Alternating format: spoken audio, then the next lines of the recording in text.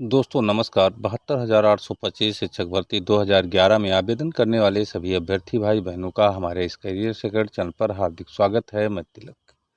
मित्रों, एक कहावत है कि चढ़ा ऊंट बंदर और काना, बूढ़ी नाव तबै हम जाना। और इस कहावत को चरितार्थ किया है हमारे 12/091 के अगुवाकारों ने। मित्रों, हम आपको बता दें कि ऊंट बंदर और काना की तरह जो है इस 12/091 के नाव की सवारी करके और 12/091 के नैया किस तरह डुबोया गया, आज हम इस वीडियो में बताएंगे। मित्रों, 72,825 शिक्षक भर्ती की सब कैटेगरी 12/091 के केस अपडेट के इस क्रम में आज हम आपको बताएंगे कि 12/091 सिंगल बेंच में क्यों जीता।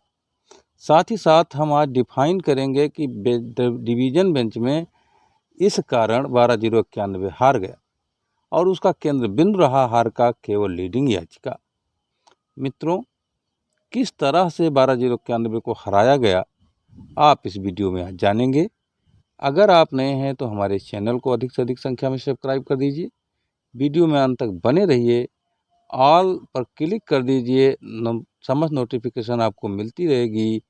और वीडियो को ज़्यादा ज़्यादा शेयर कर दीजिए, क्योंकि सभी याची भाई बहन हमारे इस वीडियो को सुन करके, देख करके और 12/091 के हार का असली कारण पता कर सकें। कमेंट करिए, वीडियो को लाइक ज़रूर कर दीजिए, क्योंकि कोई भी कंटेंट बनता है मित्रों तो रिसर्च के बाद बनता है और उस पर मेहनत करनी पड़ती है। तो सारा डिटेल हम आपको बताएंगे। जैसा कि आप जान रहे हैं कि 12/091 एक ऐसी लड़ाई जो लगभग 13 वर्षों से चल रही है।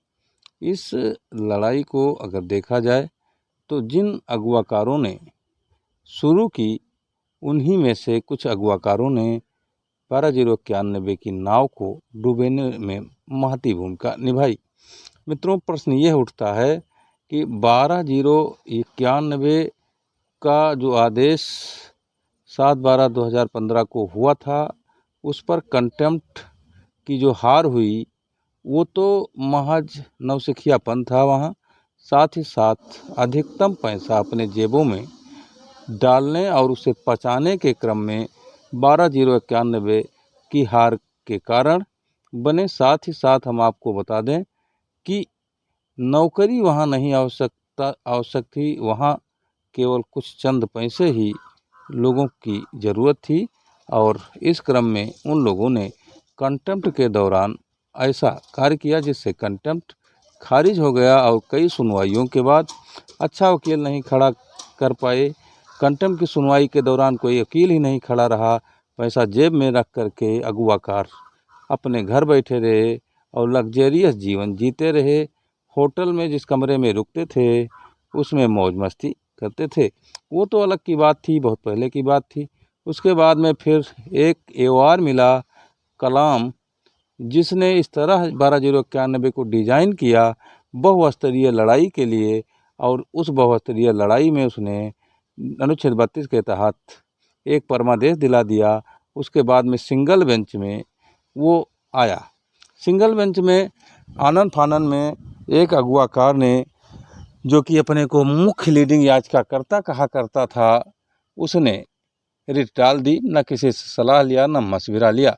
सिंगल बेंच में जब रिट पड़ी तो मित्रों उस रिट को, चूँकि वहाँ वरिष्ठ वकील खड़े थे, तो वो खाली एक रिट पड़ी थी, उसमें बहुत कुछ नहीं था। सादी रिट की तरह उसको डाला गया था। बहुत कुछ पॉइंट और उसमें ड्राफ्ट नहीं किए गए थे। यहाँ तक कि रिजवाइंडर तक नहीं लगाया गया था मित्रों। तो इसको चूँकि जब सुनवाई शुरू हुई शमशेरी के बेंच में, तो अशोक खरे खड़े थे। अशोक खरे ने राम प्रसाद विश्वकर्मा के केस में चूँकि रिजवाइंडर लगा रखा था तो कन्वेंस कर ले गए शमशेरी सर को। और उस रिजवाइंडर पर जब बहस शुरू हुई तो सिंगल बेंच में हम जीत गए। रही बात मित्रों डबल बेंच की, अगर हम बात करें तो सिंगल बेंच में जीतने के बाद डबल बेंच में क्यों हार गए, बहुत महत्वपूर्ण इसके जो है कारण हैं। मित्रों, सिंगल बेंच में यह तर्क प्रस्तुत किया गया था कि जो है 12/091 के लोगों को काउंसलिंग के लिए नहीं बुलाया गया और उनकी काउंसलिंग नहीं हुई। और नियुक्ति कैसे होती, तो इस पर जज को लगा जब कि सरकार ने इन लोगों को काउंसलिंग में नहीं बुलाया तो इनकी नियुक्ति कैसे करते, इसका मतलब बहुत बड़ा अपराध किया है। और सरकार के अपराध को पकड़ करके सरकार के भ्रष्टाचार को पकड़ करके सिंगल बेंच ने ऑर्डर दे दिया काउंसलिंग और नियुक्ति का। लेकिन मित्रों, हम आपको बता दें कि मुख्य लीडिंग याचिकाकर्ता द्वारा ये कहा गया कि मेरा नाम फला है, मेरा जो है सीरियल नंबर ये है, मेरा टेट नंबर ये है, मैंने इतने ज़िलों में काउंसलिंग कराई और चूँकि मेरी नियुक्ति नहीं हुई। मित्रों, इस बात को जब डबल बेंच में सुना गया और सरकारी वकील ने उठाया तो जज अश्वनी कुमार मिश्रा और रिजवी का माथा टनक गया।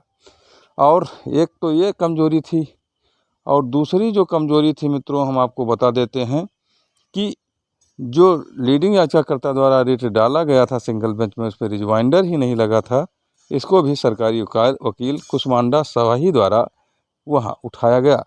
इस प्रकार 12/091 की नाव को डुबोने में मुख्य लीडिंग याचिकाकर्ता का बहुत बड़ा हाथ रहा और आज भी मुख्य लीडिंग याचिकाकर्ता अपने व्यवसाय में जुटा हुआ है। शिक्षक भर्ती के विभिन्न पहलुओं पर वो हमेशा वीडियो बनाता है, साथ ही साथ कई शिक्षक भर्तियों में शामिल रहता है और यहाँ तक मित्रों की रेस्पोंडेंट केस में भी सुप्रीम कोर्ट में अपीयर हो चुका है।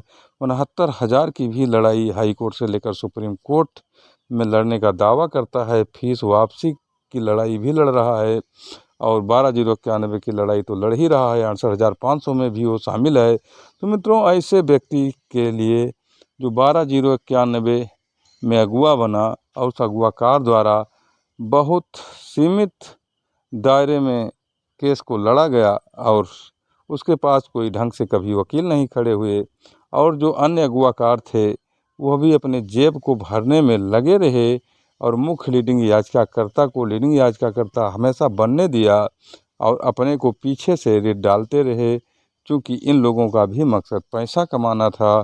तो मित्रों, इसीलिए आज हमने जिस कहावत की बात की है कि चढ़ा ऊँट बंदर और काना, बूढ़ी नाव तबे हम जाना, इसमें कहावत यह है कि पंडित जी नाव पर चढ़ने के लिए जा रहे थे और नदी पार कर रहे थे। उसी समय उसने देखा पंडित ने कि नाव में काना और ऊँट और बंदर चढ़े हुए हैं, तो उसने कहा कि ये नाव डूब जाएगी, मैं नहीं जाऊंगा। फिर उसने जब देखा कि नाव चल दी है तो काना ने बंदर को कोंचा और बंदर ऊँट पर चढ़ा और नाव जो है डगमगाई और बीच मझधार में नाव डूब गई।